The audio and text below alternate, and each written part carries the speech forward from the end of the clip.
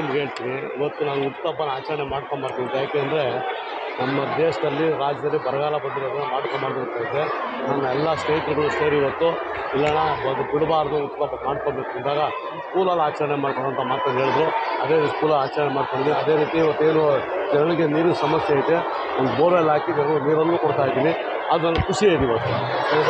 ಎಲ್ಲ ಮಕ್ಕಳ ಜೊತೆ ಈಗ ಅವರಿಂದ ನಾವು ಇವತ್ತೇನು ಮಕ್ಕಳುಗಳವರು ಅವರಿಂದ ನಾವೆಲ್ಲ ಇರೋದು ಇವತ್ತು. ಅದಕ್ಕೋಸ್ಕರ ಮುಂದೆ ಅವ್ರು ಏನೇನು ಆಗುತ್ತೋ ಯಾರು ಗೊತ್ತು, ನಮ್ಗೆ ಗೊತ್ತಿಲ್ಲ, ಯಾರು ಗೊತ್ತಿಲ್ಲ. ಅವಾಗ ಏನು ಆಗ್ತಾರೋ ನಾವು ಹಿಂಗೆ ಆಗ್ತೇವೆ ನಮಗೂ ಗೊತ್ತಿರಲಿಲ್ಲ. ಅದರಿಂದ ಅವ್ರಿಗೂ ದೇವ್ರು ಒಳ್ಳೇದು ಮಾಡಲಿ ಅಂತ ಮಕ್ಕಳು ಕೈ ಕಟ್ ಮಾಡಿಸ್ತಾರೆ. ತಲೆ ಕೆಸ್ಕೊಳ್ಳೋಕೆ ಹೋಗೋಣ. ಯಾಕೆಂದರೆ ಬೆಳಗ್ಗೆ ಎದ್ದು ಸುಳ್ಳು ಹೇಳೋಕ್ಕಾಗಲ್ಲ, ಅದನ್ನು ಅಂತ ಮಾಡೋಕ್ಕಾಗಲ್ಲ.